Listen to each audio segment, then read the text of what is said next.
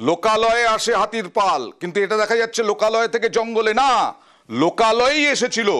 লোকালয়ে খাবারের খোঁজে এসেছিল, খাবার নিয়ে চম্পট দিল হাতির দল। এটা হচ্ছে নকশালবাড়ির নেহাল জোত এলাকায়। কথা বলবো প্রতিনিধি বিশ্বজিতের সঙ্গে। বিশ্বজিৎ, তার মানে যথেষ্ট তাণ্ডব চালিয়েছে খাবারের খোঁজে। তবে সেভাবে কিন্তু লোকালয় বা জনবসতি এলাকায় তাণ্ডব না চালালেও যে ছোট ছোট বস্তি এলাকাগুলো রয়েছে, যেখানে মূলত জঙ্গল রয়েছে, সেই সব এলাকাতেই এই 9টি হাতি সন্ধ্যার সময় কিন্তু তারা পানিঘাটা রেঞ্জের সেই কলাবাড়ি জঙ্গল থেকে বেরিয়ে একেবারে রসদ নিয়ে কিন্তু জঙ্গলের পথে হাঁটে। তবে যেহেতু দিনের বেলা তারা কিন্তু এই বিভিন্ন জায়গায় না ঘুরিয়ে একেবারে ছোট যে জঙ্গল রয়েছে সেখানে রয়েছে, এবং বন দপ্তর সূত্রে যেটা জানা গিয়েছে যে সন্ধ্যার পর এই যে 9টি হাতি যারা কিন্তু জঙ্গল ছুট হয়েছে তাদেরকে আবার জঙ্গলে ফেরত পাঠানো হবে। তুমি জানো যে আমন ধানের মরশুম শুরু হতেই কিন্তু হাতিরা বিভিন্ন জায়গায় লোকালয়ে ঢুকে পড়ে, তেমনি কিন্তু দেখা যাচ্ছে আসলে কি জঙ্গলের মধ্যে খাবারের অভাবের জন্য এই লোকালয়ে চলে আসে হাতির দল। যেমন মেদিনীপুর, ঝাড়গ্রাম, এরা খুবই অভিজ্ঞ। তার কারণে বাঁশ বন গড়ে তোলা হচ্ছে। বাঁশ গাছ হচ্ছে হাতির পছন্দ খাবার। হাতির তাণ্ডব রুখতে তাই খাবার যাতে বন্ধ না হয়, তাই অভিনব উদ্যোগ বন দপ্তরের। লোকালয়ে ঢুকে তাণ্ডব চালায় ঝাড়গ্রাম, মেদিনীপুরে। বাঁশ গাছের পাতা হাতির অত্যন্ত পছন্দ। চলে যাব শোভনের সঙ্গে কথা বলবো। শোভন, এটা কতদিনের মধ্যে কমপ্লিট হতে পারে? দেখো অয়নদা, যেটা জানা যাচ্ছে বন দপ্তরের তরফ থেকে এখনই বিভিন্ন রেঞ্জগুলোতে কিন্তু যে বাঁশের যে চারা, সেই চারা রোপণের কাজ কিন্তু ইতিমধ্যেই শুরু করে দিয়েছে বন দপ্তর। এবং আগামী যে বর্ষা, সেই বর্ষার আগেই কিন্তু যেটা অনুমান করা হচ্ছে, বর্ষার আগেই যেসব এলাকা দিয়ে হাতি যাতায়াত করে, অর্থাৎ জঙ্গলের যেসব রাস্তা দিয়ে হাতি যাতায়াত করে, সেই সব রাস্তাতেই কিন্তু মূলত এই বাঁশের চারা লাগানো হবে এবং বাঁশ গাছ গড়ে তোলা হবে। এবং বাঁশ বন গড়ে তোলা হলে যেটা বন দপ্তরের তরফ থেকে জানা যাচ্ছে যে বিভিন্ন সময় দেখা যায় যে খাদ্যের অভাবেই কিন্তু মূলত হাতি লোকালয়ে চলে আসে, বিভিন্ন ফসল নষ্ট করে থাকে, এবং সেই কারণেই কিন্তু বন দপ্তরের নিশ্চয়ই অভিনব উদ্যোগ, ভালো উদ্যোগ। কারণ হাতির খাবার বলে কথা, তাই 100 হেক্টরে প্রচুর বাঁশ গাছ লাগানো হচ্ছে। কতটা জায়গায় লাগানো যাবে? 25 হেক্টর। কি বাঁশ আছে? জাওয়া, ভালকি, তরল, আরো অন্যান্য প্রজাতির বাঁশ লাগানো হচ্ছে। কেন লাগানো হচ্ছে কেন? ওটা হাতি এসে দল ছুটি হাতিগুলো গ্রামে প্রবেশ করে যাচ্ছে, তো তার জন্যে এই বাঁশ হাতির খাবার জন্যে লাগানো হচ্ছে, যাতে না গ্রামে না আসে। এটা তো শুধু চান্দ্রা নাই, আমি চান্দ্রা, লালগড় আর পিরাঘাটা, তো এমনি আপনি জানে এখানে তো জঙ্গল তো একই রকম জঙ্গল আছে, তো শাল আছে, নাই তো আকাশমণি আছে। তো হাতির খাওয়ার জন্য কিছু ভিতরে এরকম গাছ লাগাতে হবে যে হাতি খাতে পারে, তাকি ও বাইরে কম আসবে। হ্যাঁ, এটা তো আমরা স্টেট ফরেস্ট ডিপার্টমেন্ট উদ্যোগ নিয়েছে। তো এটা নার্সারি চলছে, তো যখন বৃষ্টি শুরু হবে মেবি আমার নর্মাল প্লান্টেশন যেরকম বন মহোৎসব সময় হয়, তো জুলাই স্টার্টিং এ তো তার সময় লাগানো। গত পরশু জলদাপাড়া অভয়ারণ্যে মাছ ধরতে গিয়েছিলেন ঠাকুমার নাতনি। গন্ডারের হামলায় মৃত্যু হয়েছিল দুজনের। আর নজির গড়ল বন দপ্তর। 48 ঘন্টার মধ্যে তাদের পরিবারের হাতে টাকা তুলে দেওয়া হলো। সরাসরি চলে যাব প্রতিনিধি রাজকুমারের কাছে। রাজকুমার, কত টাকা তুলে দেওয়া হলো 48 ঘন্টার মধ্যে? কিভাবে সম্ভব হলো? কি বলছে পরিবার? দেখো অয়নদা, যেটা জানা যাচ্ছে, খুবই জলদাপাড়া জাতীয় উদ্যান কর্তৃপক্ষ কিন্তু এই নজির গড়ল। তার কারণ হচ্ছে যে একই পরিবারের দুজন, অর্থাৎ ঠাকুমা এবং নাতনি, দুজনের মৃত্যু হয়েছিল। বন দপ্তরের নিয়ম হয়েছে যে একজন মারা গেলে 5 লক্ষ টাকা পায়। সেক্ষেত্রে যেহেতু দুজন মারা গেছে, একই পরিবারের হলেও যেহেতু দুজন মারা গেছে, সেই দুজনের জন্য একেবারে 10 লক্ষ টাকার যে চেক, দুটো আলাদা আলাদা চেক আজকে সকালবেলায় কিন্তু তুলে দেওয়া হয়েছে। কার্যত কিন্তু একেবারে নজির এই কারণে যে 48 ঘন্টা মৃত্যুর, একেবারে 48 ঘন্টার মধ্যে সমস্ত প্রক্রিয়া, অয়নদা এর একটা প্রক্রিয়া থাকে বন দপ্তর। ঠিকই, একটা প্রক্রিয়া থাকে, অনেক সময় লাগার কথা, সময় সাপেক্ষ, কিন্তু এটা 48 ঘন্টার মধ্যে বন দপ্তর করে দেখালো। বন দপ্তরকে আমরা স্বাগত জানাই যে বিগত সোমবারে আপেডরাবা আর তাবিতারাবা গন্ডারের হানাতে মৃত্যু হয়, তার পরিবারকে আজকে 5 লাখ টাকা চেক প্রদান করলো। 36 ঘন্টার মধ্যে এটা পরিবারকে 10 লাখ টাকা দিয়ে সহযোগিতা করলো।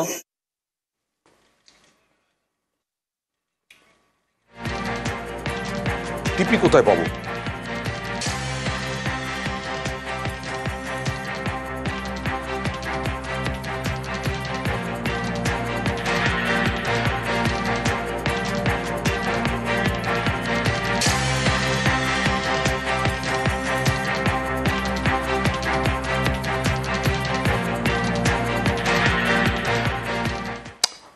আমরা খবর করি সাধারণ মানুষের সমস্যা সমাধানের জন্য।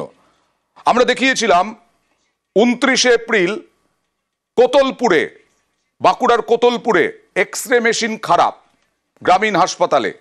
আমাদের খবরের জেরে সেই এক্স রে মেশিন সারাই হলো এবং এক্স রে মেশিন সারাইয়ের পরে রোগীর পরিবার, রোগীর আত্মীয়রা তারা খুশি, কারণ এই মেশিনের এই হাসপাতালের উপরে অনেক পরিবার নির্ভর করে।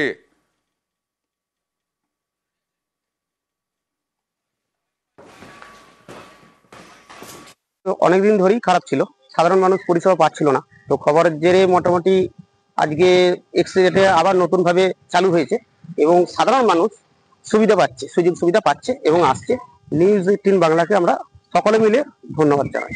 খুবই খুশির খবর, নিউজ 18 বাংলার খবরের জেরে এটা হয়েছে একমাত্র। এই এক্সরে মেশিনটা এতদিন খারাপ ছিল, বহু মানুষ পরিষেবা থেকে বঞ্চিত হচ্ছিল, মানুষ স্বাভাবিক পরিষেবা পাবে, আমরা খুবই খুশি। ডিএমএস স্যার খুব দ্রুততার সঙ্গে এটা চেষ্টা করেছেন এবং উনি সফল হয়েছেন। ডিএমএস স্যারকে অসংখ্য ধন্যবাদ জানাই, আর তার সঙ্গে ধন্যবাদ জানাই নিউজ 18 বাংলাকে।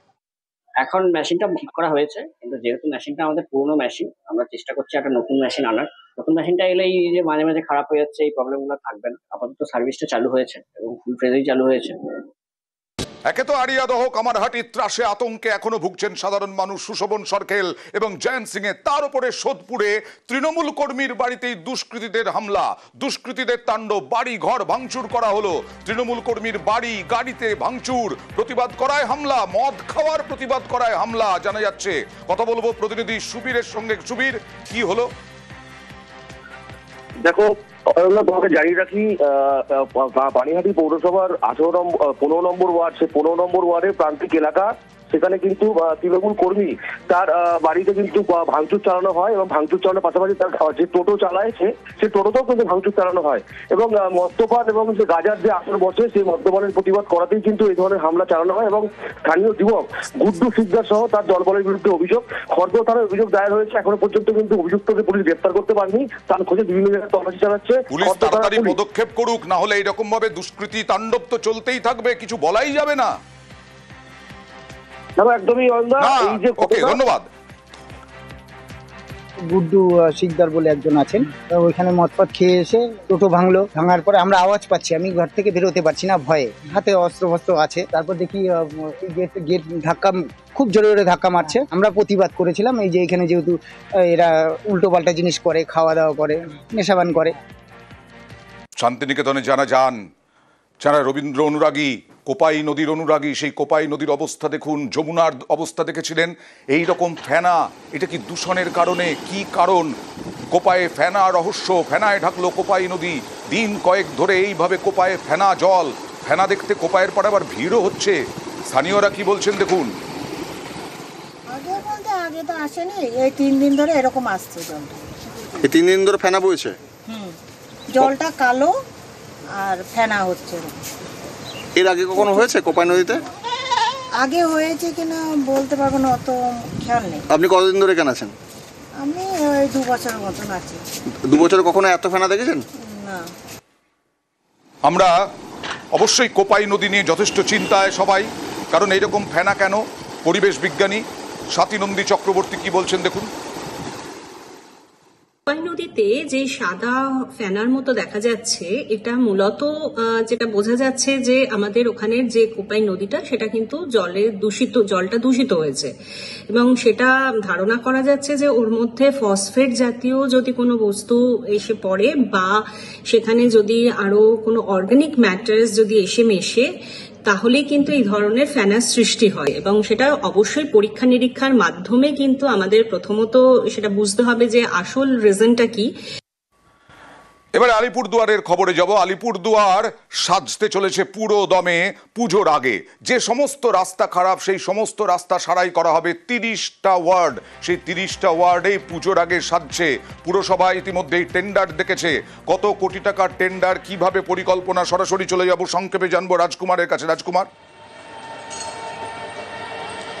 অয়নদা, দেখো 1,65,00,000 টাকার কিন্তু এই টেন্ডার ডেকেছে আলিপুরদুয়ার পুরসভা এবং এই টাকাতে আলিপুরদুয়ার পুরসভার যে 20টি ওয়ার্ড রয়েছে সেই 20টি ওয়ার্ডে 30টি রাস্তা সংস্কার হবে, একটি পার্ক অর্থাৎ উদ্যান তৈরি হবে এবং আলিপুরদুয়ারের যে বড় বাজার সেই বড় বাজারে একটি শেড তৈরি হবে, অর্থাৎ একবারে গোটা শহর সাজিয়ে তুলছে আলিপুরদুয়ার পুরসভা। অয়নদা, বেশ,